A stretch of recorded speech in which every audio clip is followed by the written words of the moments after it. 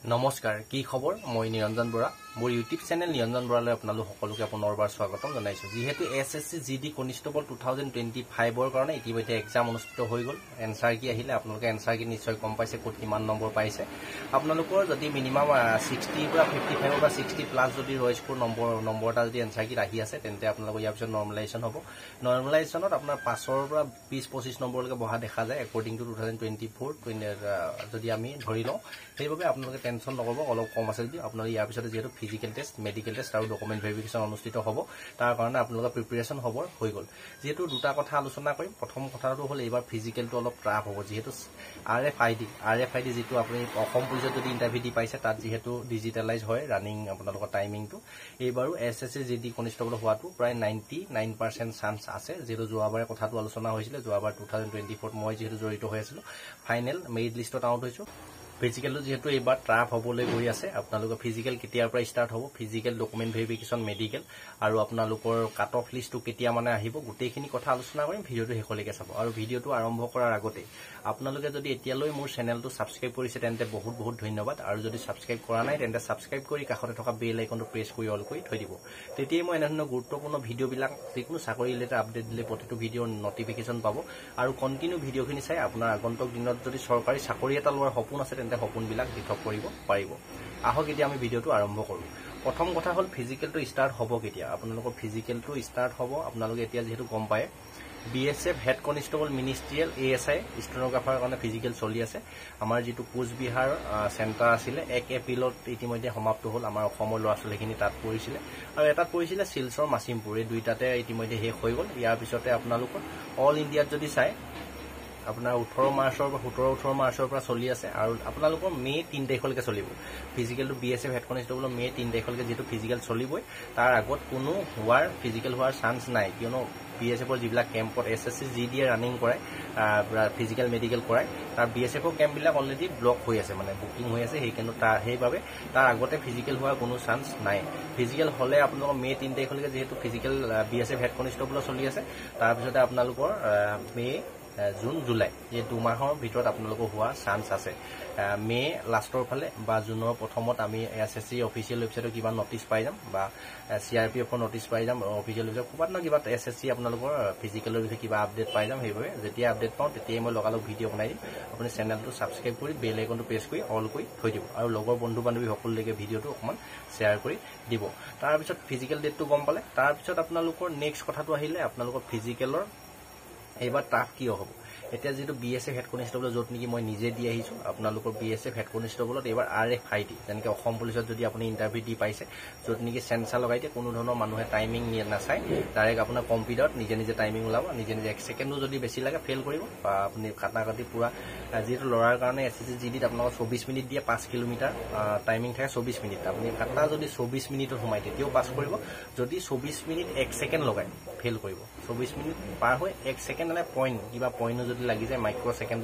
যদি লাগি যায় আপুনি ফিজিক্যালত ফেল কৰিব ছোৱালীও ঠিক সেইদৰে একেই আপোনাৰ 1600 মিটাৰত যদি যেহেতু 8 মিনিট 30 সেকেন্ড দিয়ে আপুনি 8 মিনিট 31 সেকেন্ড যদি লগাই বা 8 মিনিট 30 সেকেন্ড মাইক্ৰ সেকেন্ডো যদি হৈ যায় আপোনালোকে ফেল কৰিব আৰু তাৰ কথাটো হ'ল তাৰ পিছত আহিলে ৰানিঙৰ কথাটো গম পালে কিয় ফেল কৰিব সেইভাবে আপুনি ভালদৰে প্ৰিপাৰেচন কৰিব লাগিব একো ডাঙৰ কথা নহয় লৰাৰ কাৰণে 5 কিলোমিটাৰ 24 মিনিটৰ সময় যদি অভাৰৱেট আন্ডাৰৱেট নাই তেন্তে আপুনি ধুনীয়াকৈ ইজিলি এইটো ৰানিং পাছ কৰিব পাৰিব ইমান হাৰ্ড নহয় আৰু ছোৱালীও যদি প্ৰেক্টিছ কৰে আপুনি পাছ কৰিব ইমান ডাঙৰ কথা নহয় আপোনালোক খালি প্ৰেক্টিছটো জাৰি ৰাখক তাৰপৰা 2 নম্বৰ কথা হ'ল যেতিয়া আমি এসএসসি জিডিত ফিজিক্যাল দিছিলো তেতিয়া যদি যেহেতু ফিটাত জুখে যায় মানুহে জুখে ডিজিটালাইজ যেহেতু নহয় আপোনালোকে এইবাৰ বহুত ল'ৰা হাইটত ফেল কৰিব ল'ৰা-ছোৱালী বহুত হাইটত ফেল কৰিব যাৰ পুৰাপুৰি 165 সেন্টিমিটাৰ আছিল তেওঁলোকৰ কাৰণে দিগদাৰ আছে কিন্তু যদি ডিজিটালাইজ হ'বলৈ যায় যেহেতু মই বহুত ইন্টাৰভিউ দি পাইছো কি যেতিয়া মোৰ হাইটটোৱে যদি কওঁ যেতিয়া ফিটাত জুখে বা ডিজিটালাইজ যেতিয়া কম ওলাই অলপ কম ওলাই সবতে 165 166 ওলাই মেচিনত যেতিয়া জুখি যায় মোৰ যদি ভিডিওখিনি চাই আছে কোড কিমান ওলাইছে গম পাইছে কেতিয়াবা মই আজি অলপ দিনৰ আইটিভি 164.7 মানে অলপমান 2-3 পইণ্ট কম ওলাই গৈছিলে সেইভাবে আপোনালোক সাৱধান যাৰ পুৰাপুৰি হাইট আছে বা অলপ চলপ চলিয়ে তুলিয়ে মিলাই হৈছিল 165 তেওঁলোকৰ কাৰণে কিন্তু এইবাৰ কঠিন হ'ব হাইটত পাছ কৰা তাৰ চেষ্টটো ঠিক একেই আপোনাৰ চেষ্টটো যেটো ডিজিটালাইজ হ'ব আমাৰ অসমৰ কাৰণে 78 সেন্টিমিটাৰ যেটো নৰ্মেল লাগে সেই কাৰণে আপোনালোকে ভালদৰে পোছাক কৰি থক যদি আপোনাৰ চেষ্টত অকমান সন্দেহ আছে আৰু হাইটত যদি সন্দেহ আছে আপোনালোকে ভালদৰে হাইটটো উলিয়াবলৈ চেষ্টা কৰিব এই ফিজিকেলটো টাৰ্ফৰ কথাটো গম পালে আপোনাৰ RFID লগাৰ ডিজিটেলাইজ হোৱাৰ সম্পূৰ্ণ চান্স আছে এইবাৰ 2025 SSC GD ফিজিকেল প্ৰসেছ এইটো কথা ক্লিয়াৰ হৈ গ'ল তাৰ পিছতে আহিলে আপোনালোকৰ কাট অফ লিষ্টটো কেতিয়া মানে আহিব মই কৈছো মে জুন জুলাই মানত আহি যাব আপোনাৰ জুনৰ প্ৰথমৰ ফালে বা মে লাষ্টৰ ফালে আপোনাৰ SSC ৱেবছাইট বা CRPF অফিচিয়েল ৱেবছাইট যোনে নোডেল এজেন্সি হৈ পাতে তাৰ অফিচিয়েল ৱেবছাইট আমি ধুনীয়াকৈ নটিচ পাম আৰু ইয়াৰ পিছতে কাট অফৰ কথা বহুতে ভিডিঅ' বনাবলৈ কৈ থাকে কাট অফৰ ভিডিঅ' বনাবলৈ এইটো কথাতে বেয়া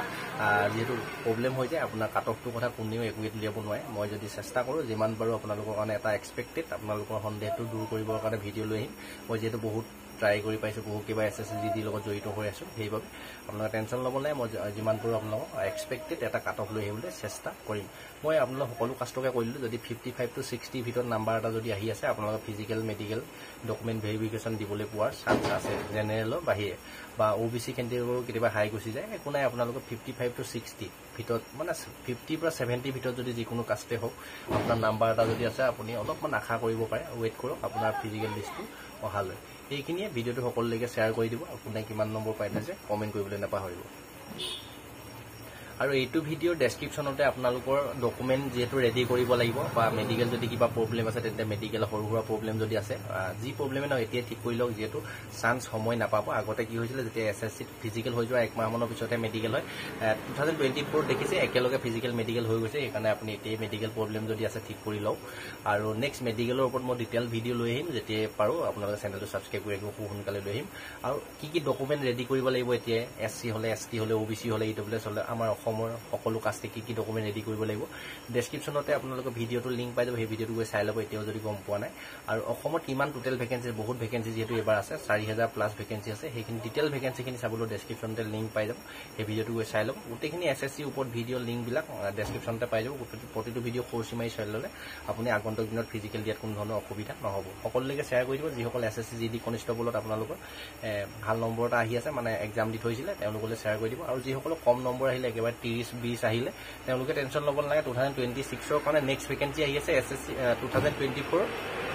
লাষ্টৰ ফালে নৱেম্বৰ ডিচেম্বৰ মাহত এপ্লাই চলিব আপোনালোকে এক্সামৰ কাৰণে খুব ধুনীয়াকৈ এতিয়াৰ পৰা প্ৰিপেৰেশ্যন কৰক এইখিনি ডেছক্ৰিপশ্যনতে হোৱাটছআপ গ্ৰুপৰ লিংক আছে তাত জইন হৈ ল'ব টেলিগ্ৰাম চেনেলৰ লিংক আছে তাতো জইন হৈ ল'ব আৰু ইনষ্টা ID দি থৈছোঁ নিৰঞ্জন বৰা ফ'ল' কৰি ৰাখিব